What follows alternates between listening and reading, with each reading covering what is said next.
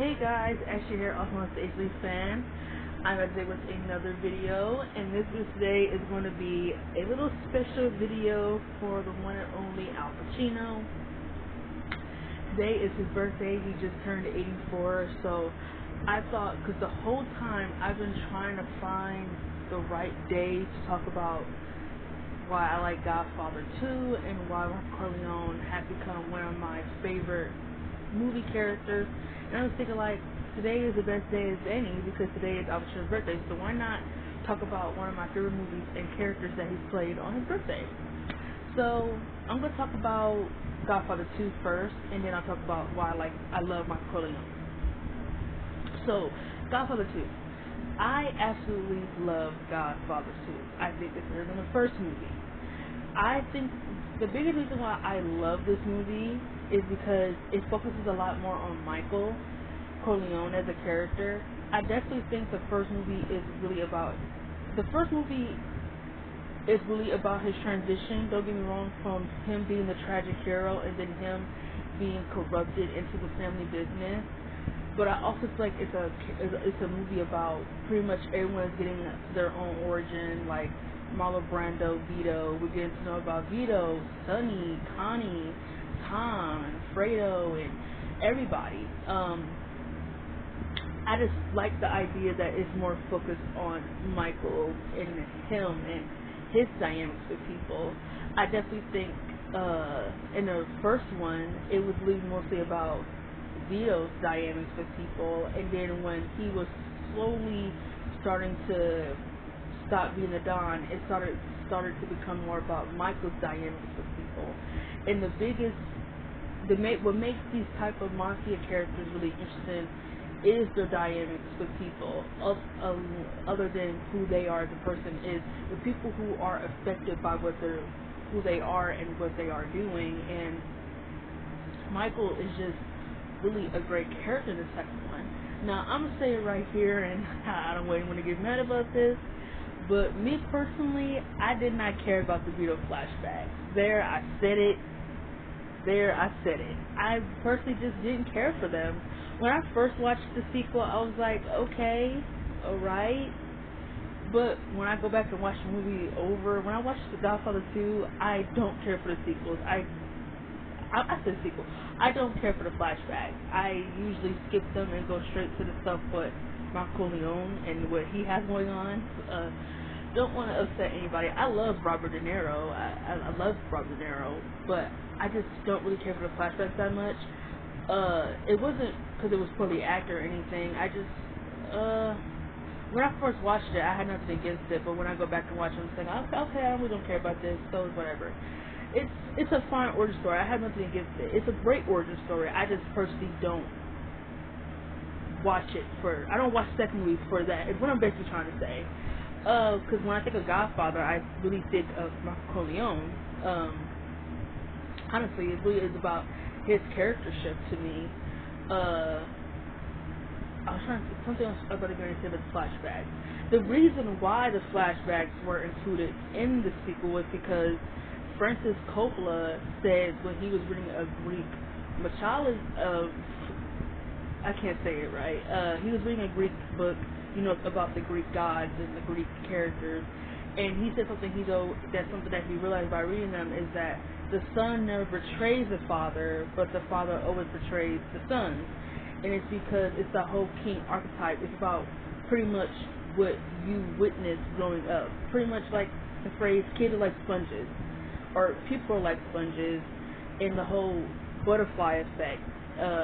No matter how many times you're trying to change sometimes about who you are, sometimes things change your mind and you either go down a wrong path or a great path.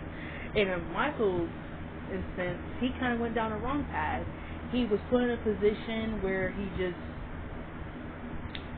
yes, people have choices, but I think the position that he was put in, I think there was no other option but him to take over. Sonny got killed. Tom isn't Italian. He isn't really part of the family. Tom is just as much of an outsider as Kay. Honestly, if you look at Tom and Kay, they're pretty much the outsiders, pretty much looking in at everything. Fredo was incompetent. Fredo is stupid. Fredo is dumb. I'm sorry. We're gonna talk about the characters that I don't like in Godfather. We're gonna talk about them, and Fredo is one of them. I'm sorry. I don't like Fredo. Sorry. He's incompetent, and kind of like Michael said, he's weak, foolish, naive. I think Michael was either the right person to take over because Michael's more patient. He's more calm. He absorbs things. He doesn't react right away. He watches everybody from a distance. He's looking into everyone's soul. He's pretty much watching his surroundings, seeing who he knows he can, basically trying to see who was what, trying to what am I trying to say? He's trying to squeeze out people who he can trust, the people who he know that he can't trust, and how to manipulate the truth out of them. And like, I just really loved Godfather 2. I really felt the whole storyline about Fredo betraying him and who tried to kill him, and everything about pretty much, even though that he was always trying to stay 2 steps ahead of everybody. It turns out Fredo was 2 steps ahead of him, and Kay. They both betrayed him. Not just Fredo, Kay, Hyman Roth, all these, Frankie, Frank potentially, all these people betrayed him, and he didn't see it coming. Because he's so used of being in control, when people who you think who don't have the ability to be in control over you end up surprising you. Someone like Fredo, he didn't think Fredo would have the fucking balls to even try and make a deal and to get him purposely killed, but Fredo did. Kay, the fact that Kay can even abort her son without, even though I know it's her decision, it's a woman's decision to have the abortion. But when you're in a committed relationship and you make that decision all on your own, I think that is betrayal.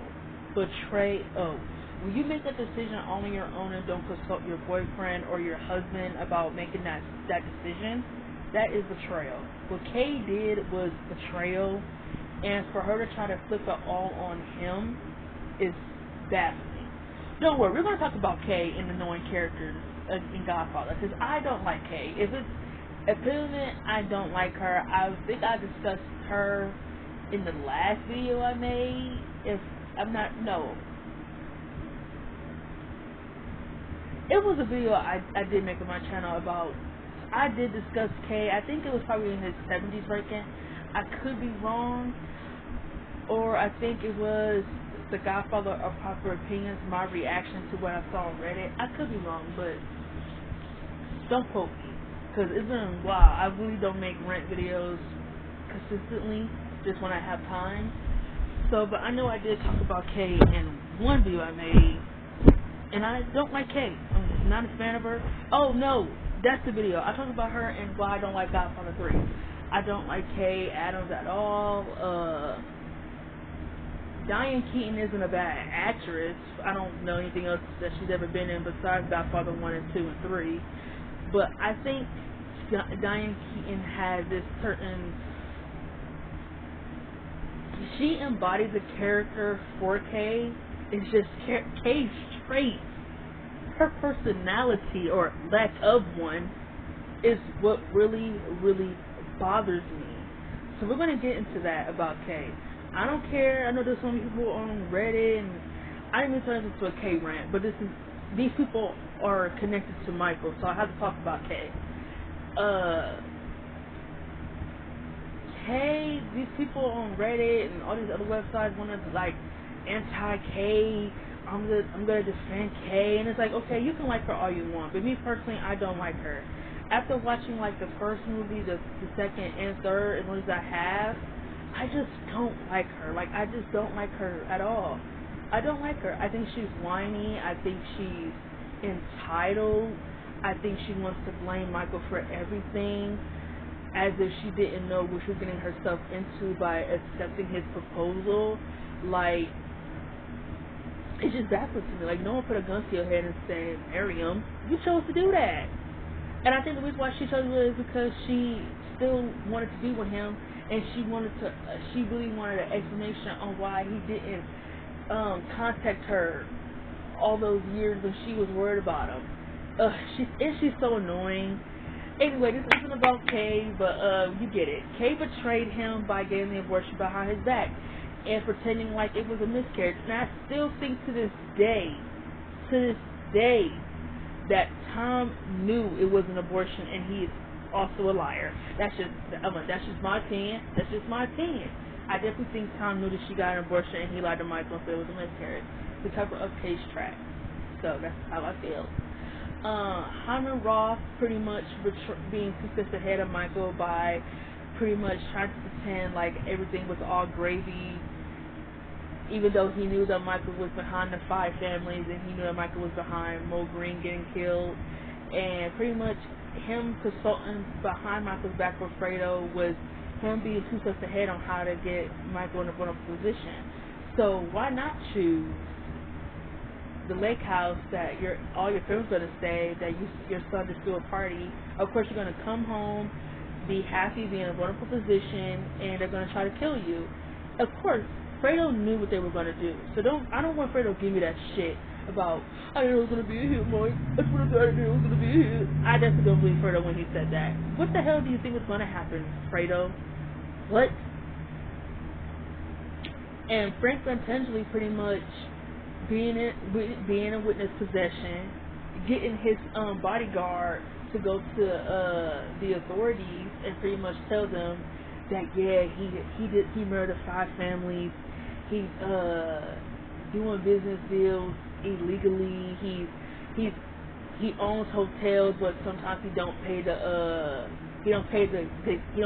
license for the hotels. Like, pretty much telling them all that, telling them that he run a mafia. Like, Frank was behind all that crap, and then trying to say that the reason why he did it was because he thought Michael was behind the Rosado brothers trying to kill him, when it wasn't Michael, it was Hyman Roth, because Fredo's dumbass, well, no, Fredo didn't tell him, I just forgot, no, he didn't tell him over the phone, but Hyman Roth got to the Rosado brothers before Michael could get Fricky to handle it. So the Rosado brothers, Hyman Roth convinced the Rosado brothers to take Frank out, but it's weird to me that Frank would think that Michael would tell the Rosado brothers to kill him. You see, it's just crazy, like betrayal on top of betrayal on top of betrayal. It's crazy thinking that the only person who stayed loyal to Michael through everything was Connie. Connie was a G. She was a real one. The only thing Connie ever did to Michael was trying to make him feel bad for killing Carlo. Fuck that. Carlo was an asshole. He abused the fuck out of Connie. He dragged her. He dragged Connie. He deserved to get shot. He dragged you, abused you, and then he was behind Sonny getting killed. Your own fucking flesh and blood. No, he's in the grave. He's where he belongs, 6 feet deep. And pretty much abandoning her kids and letting Michael and Kay pretty much raise his nephews as his sons, even though those are her kids. But at the end of the day, Connie was really the only loyal. Connie and Tom, they were only 2. Yeah, Connie and Tom were the only 2 who were like really loyal to him through thick and thin, to me. And for someone who you're not related to be more loyal to you than your wife and your brother and your 2 most loyal business partners, it's sad on every front. So yeah, like Godfather 2 really shows us a really good story on Michael's dynamics with people and how more paranoid he's becoming and how more isolated and how more alienated he is to himself and to others. He's so cold, he's so detachable, and you think about all the things that Vito didn't want. Vito was more warm, he was more vulnerable, he was more approachable, and he told Michael, a man who doesn't take care of his family isn't really a good man. Yes, Michael is wealthy. Yes, he takes care of his family. He makes sure Kay and the kids have everything they need when it comes to providing. But when it comes to being emotional, being vulnerable, and being approachable, Michael really isn't those things. He's more cold. He's more. His head is always somewhere else. It isn't really. He don't really live in reality. That's one thing I will get Kay when she said he's become blind. He don't really live in reality. He lives in his own world of business, crime. Everything's a business transaction to him. It's like he has. It's like it takes him to give a fuck, which is fucked up. But I still love his character anyway. So I still love his character anyway. So that's why that transition of Francis Coppola, the genius that he is, like I said, the nuance within these movies, the nuance within Michael, showing us a glimpse of who he was going to be. Michael had a different vision from himself. He was going to go to school. He went to the military. Francis Coppola showing us that scene at Vito's birthday of him and Sonny getting into it because Sonny didn't like the idea of him going into the army. And one of the things I just picked up after watching the movie is that Sonny was like, he said the war, he's the army in your blood. And I just thought about how that resonates so much for Michael. The moment that he was punched in the face, he realized how it ain't black and white, how even the police people who are supposed to fight for us and keep us protected, they're just as corrupted too. And things like that is like, wow, that nuance is amazing. And I think when the moment Michael knew he had to kill them was the moment he knew this is for family. This is for family, and Sonny is right. It ain't about the cops, all that stuff. It ain't his blood. His blood is within his family. The Corleone is his family. That's one of his friends. So I just thought that was just great nuance. But him showing that scene and then showing us who Michael has become. Michael is sitting all alone outside of his lake house, isolated, all by himself, but alive. Al Pacino delivered one of, in my opinion, his best performance in Godfather 2. It is personally my favorite movie. Michael Corleone is personally my favorite character that he has ever portrayed. I mean, I don't think this is if anybody, I'm pretty sure people have a different character. I know a lot of people like Tony Montana, which is fine. I love Tony Montana. I love him in Scarface. For me personally, Michael Corleone is my personal favorite character he's ever played. I think Godfather 2 was his best performance. I think out of all the movies I've seen with him in, I don't think any of them touched Godfather 2. So yeah, that's just how I feel about Godfather 2. Sorry if I rambled on about anything else. I just really had a lot of things to get off my chest. But I absolutely love Godfather 2. I thought the pacing was great.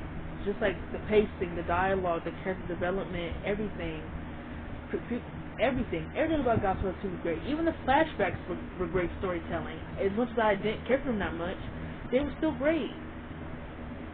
So that shifts to why I love Michael Corleone. I already just said it, but why I like Michael Corleone? Well, he's a very interesting character. He's pretty much a tragic hero. He went from being someone who had a different destiny to inheriting something that was out of his control. And I personally don't like Godfather 3. I don't like what they did with his character in Godfather 3. I feel like what they should have done is left everything right there in Godfather 2. I feel like they should let the rights up to Godfather 2. And for Francis Coppola to say that he didn't want to do a Godfather 3, it's like, why did you? I'm assuming Paramount Plus gave him an offer he couldn't refuse, and he decided to do it. Which, personally, I feel like he should have just left alone. I'm not Francis Coppola. Shit, if I was, I'll be rich. But I knew for damn well if I did Godfather 2 and I closed that character off with that ending, I damn sure would have not done a 3. I just want to have done a Godfather 3. Godfather 2 ended with such a great ending about with good character development, and I love the idea of leaving that question mark on what's next for Michael. I just like the idea of that. Michael Corleone is just really a great character with so much nuance. Al Pacino was definitely the right actor to play him. Just knowing that they didn't want him and then they had no choice but to keep him in that position, it's like, it's great. He was the perfect actor to portray that character. The perfect actor. He just knowing how quick Michael knew he had to adapt, how a thing in him had to switch. He did it. Michael became more cold. He's less warm-hearted. He's less. He doesn't smile at all. He doesn't smile. He's more isolated to himself. He's always watching people. He's less trusting. He's less open. Everything is about business. Nothing's ever about anybody else's emotions or anybody else's problems. Him being so heavily invested in his business has affected his marriage with Kay. It has affected his relationships with his kids. It has affected his relationships with his family members. It has affected his relationship with his business partners.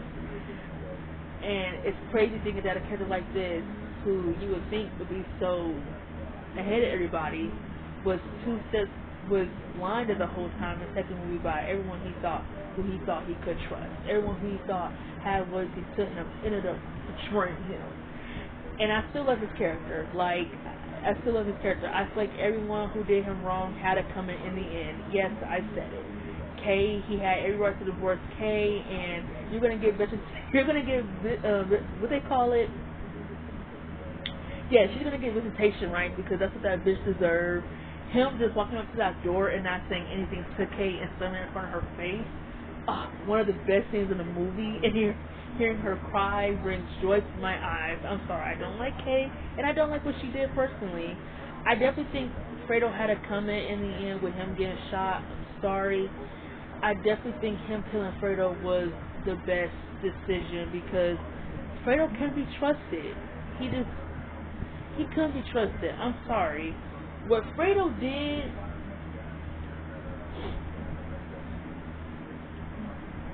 yes, I'm saying that. What Fredo did was worse than what Kay did.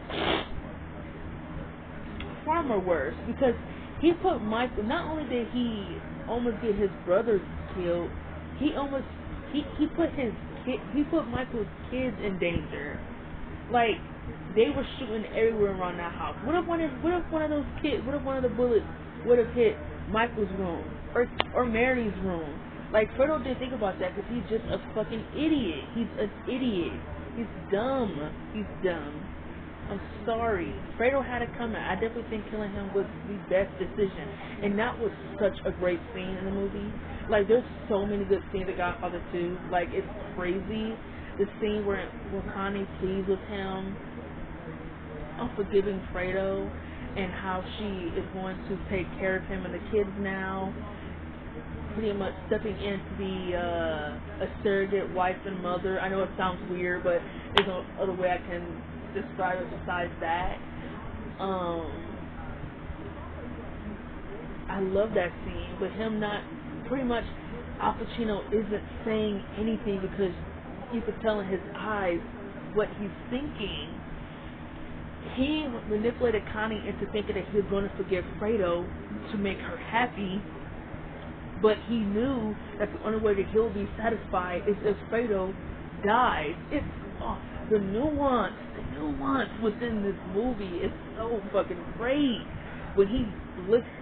Oh my god, the scene with him when he manipulates Fredo into thinking that he's welcome back in and everything is all forgiven, and they hug, but the whole time Michael you could tell that he doesn't forgive Fredo and he doesn't trust him. In the moment that he looks that out, everybody who watches the movie knows what that look meant when he gave it to Al. Fredo gotta go.